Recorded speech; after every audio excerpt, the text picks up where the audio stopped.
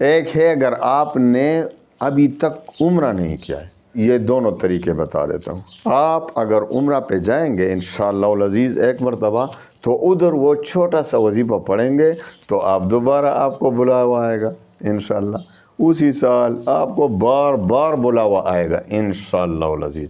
تو پہلے وہ طریقہ بتا دیتا ہوں جس نے بالکل عمرہ نہیں کیا ہے، کون سا وظیفہ؟ بہت سے لوگ کہتے ہیں مجھے عمرے کا شوق ہے، عمرے پہ جانے کا، حرمین شریف کے زیارت کروں۔ بھائی آپ بھی ہر سال جا سکتے ہیں، لیکن میری ایک بات مان لے، بس یہ چھوٹا سا وظیفہ ہے جو آپ نے پڑھنا ہے، اور انشاءاللہ العزیز آپ ہر سال جائیں گے۔ دیکھو عمرے کا ثواب حدیث میں آتا ہے، جن پر یہ بھی سمجھ لیں کہ جن پر حج فرض ہے، سب سے پہلے حج کی بھی کوشش کریں کہ جس پر حج فرض ہو اور نہ کرے تو حدیث میں بہت وعید آئی ہے کہ یہودی ہو کر مرے یا نصرانی ہو کر مرے، جن پر حج فرض ہو کر وہ حج نہیں ادا کرتا۔ تو آپ پر اگر حج فرض ہو تو حج پہلے ادا کریں، اس کے بعد عمرے ہر سال کیا کریں۔ ان باتوں میں نہ آیا کریں لوگوں کی باتوں میں کہ بھائی یہ مسکینوں پر کیوں حرج نہیں کرتے۔ بے شک مسکینوں پر بھی حرج کرو، ان کا اپنا حق ہوتا ہے مسکینوں پر، لیکن یار عمرے کی سعادت سے محروم نہ ہوں ہم انشاءاللہ۔ ہر سال اللہ تعالی ہمیں عمرے کی سعادت نصیب فرمائے۔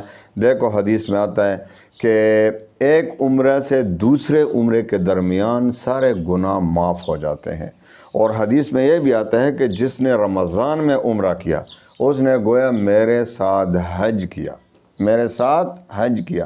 حضور پاک صلی اللہ علیہ وسلم کے ساتھ حج کرنے کی سعادت آپ کو نصیب ہوگی اگر آپ عمرہ پر جائیں گے رمضان المبارک میں۔ تو اللہ تعالی ہمیں، یہ تو میرا خود آرزو ہے الحمدللہ، اور اللہ لے بھی جاتا ہے، بلاوا آ جاتا ہے کہ میرے دل کی تڑپ ہے کہ میں ہر رمضان میں اعتکاف ادھر حرمین شریفین میں ادا کروں، مکہ میں ہو یا مدینہ میں، لیکن حرمین شریفین میں کسی ایک جگہ اعتکاف کروں، بہت بڑا ثواب ہے۔ تو بھائی یہ انسان چارج ہو جاتا ہے، جس طرح آپ کا جو موبائل ہے نا، بیٹری ختم ہو جاتی ہے تو آپ کیا کرتے ہیں، اس کو چارج پہ لگا لیتے ہیں اور چارج ہو جاتا ہے، پھر کام شروع کر دیتا ہے۔ تو ہماری مثال بھی یہی ہے، حرمین شریفین کی زیارت کرتے ہیں تو ہم چارج ہو جاتے ہیں، ہمارا ایمان تازہ ہو جاتا ہے۔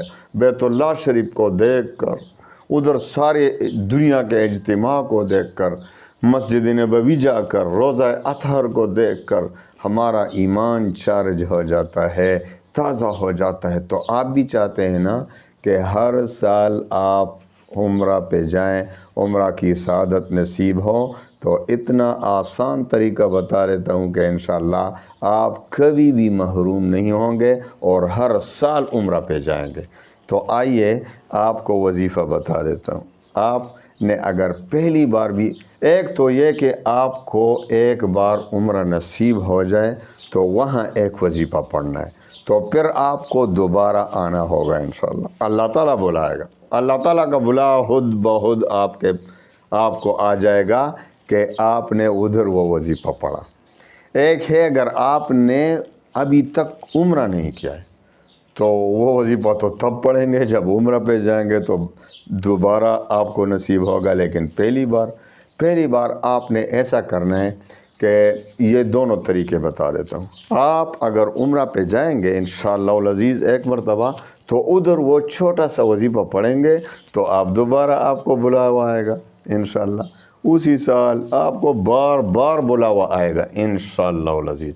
تو پہلے وہ طریقہ بتا دیتا ہوں جس نے بالکل عمرہ نہیں کیا۔ پہلے وہ طریقہ آپ کو بتا دیتا ہوں کہ آپ نے اگر پہلی بار بھی عمرہ پر نہیں گئے ہیں تو اس کے لیے کیا کرنا ہے، کون سا وظیفہ پڑھنا ہے۔ تو سب سے پہلے آپ نے صبح کی نماز کے بعد، نمبر 1، صبح کی نماز کے بعد تلبیہ بہت زیادہ پڑھنا ہے۔ لبیک اللہم لبیک، لبیک لا شریک لک لبیک، ان الحمد والنعمت لک والملک لا شریک لک، یہ آپ نے پڑھنا ہے۔ اور دوسرا کام یہ کرنا ہے کہ ظہر کی نماز کے بعد سورہ فتح، 26ویں پارے کی صورت ہے سورہ فتح، اس کو زندگی کا معمول بنا لیں، انشاءاللہ ضرور آپ عمرے پہ جائیں گے۔ آپ معمول بنا لیں کہ روزانہ ظہر کی نماز کے بعد آپ نے پڑھنا ہے۔ سورہ فتح 26ویں پارے کی صورت ہے، اس میں عمرے کا ذکر بھی ہے، جو نبی کریم صلی اللہ علیہ وسلم اور 1400 کم و بیش صحابہ ساتھ تھے، وہ تفسیر موجود ہے۔ ابھی ان میں اگر جائیں گے تو بہت زیادہ وقت لگے گا۔ تو سورہ فتح کو آپ نے لازماً ظہر کی نماز کے بعد روزانہ پڑھنا ہے۔ اور تیسری بات یہ ہے کہ 11 دن تک آپ سورہ عشاء کی نماز کے بعد سورہ کہف پڑھیں، 11 دن مسلسل۔ انشاءاللہ العزیز بلاوا آ جائے گا۔ جب بلاوا آ جائے، ایک مرتبہ آپ عمرے پہ جائیں تو اب ادھر وظیفہ پڑھیں گے تو آپ دوبارہ بلاوا آ جائے گا آپ کو انشاءاللہ۔ پھر جائیں گے، پھر بلاوا آ جائے گا، پھر جائیں گے، پھر وظیفہ پڑھیں گے، پھر بلاوا آ جائے گا۔ وہ وظیفہ کیا ہے؟ وہ وظیفہ یہ ہے کہ جب آپ عمرے پہ جائیں تو کم از کم دیکھو، حدیث میں بھی آتا ہے کہ جس نے اپنی زندگی میں 50 طواف پورے کیے تو اس کے لیے جنت واجب ہو جاتا ہے۔ وہ کما قال رسول اللہ صلی اللہ علیہ وسلم، حدیث کا مفہوم بیان کر رہا ہوں۔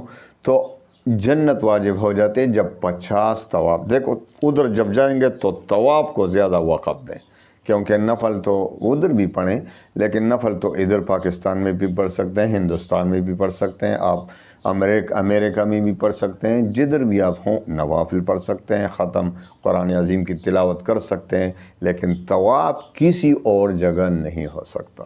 تو زیادہ وقت کس چیز کو دیں گے؟ طواف کو۔ تو طواف زیادہ سے زیادہ کریں، اور ایک سفر میں اگر آپ نے بعض مشائخ سے ثابت ہے کہ 40 طوافیں پورا کریں ایک سفر میں، تو آپ کو دوبارہ بلاوا آ جائے گا۔ اور بعض بزرگوں سے منقول ہے، شیوخ کہتے ہیں، فرماتے ہیں کہ جس نے ایک سفر میں 50 طواف پورے کیے تو دوبارہ اس کو بلاوا آ جائے گا۔ تو جو بلا شبہ والی بات ہے 50 مرتبہ۔ تو آپ جب جائیں گے تو ادھر آپ کا وظیفہ یہ ہے کہ آپ نے گن کر طواف کرنی ہے۔ کتنی مرتبہ؟ 50 مرتبہ۔ تو 50 مرتبہ آپ طواف کریں گے تو انشاءاللہ العزیز دوسرے سال پھر آپ کو بلاوا آ جائے گا، پھر بلاوا آ جائے گا، پھر بلاوا آ جائے گا، پھر جائیں گے تو پھر 50 طواف، اور جنت بھی واجب ہوتا جائے گا انشاءاللہ العزیز۔ تو اللہ تعالیٰ، یہ تو ہماری آرزو ہے کہ جب تک زندہ ہیں رمضان ادھر گزاریں انشاءاللہ العزیز۔ اللہ تعالیٰ آپ کو بھی یہ توفیق دے۔ جو بھی میرے سننے والے بھائی بہن ہیں، اللہ تعالیٰ سب کو حرمین شریفین کی زیارت بار بار نصیب فرمائے، اور اللہ تعالیٰ ہم سب کو حرمین شریفین کی زیارت کی برکت سے آخرت میں خوشیاں نصیب فرمائے۔ دنیا میں بھی اللہ ہم سے راضی، آخرت میں بھی راضی ہو۔ وآخر دعوانا ان الحمد للہ رب العالمین۔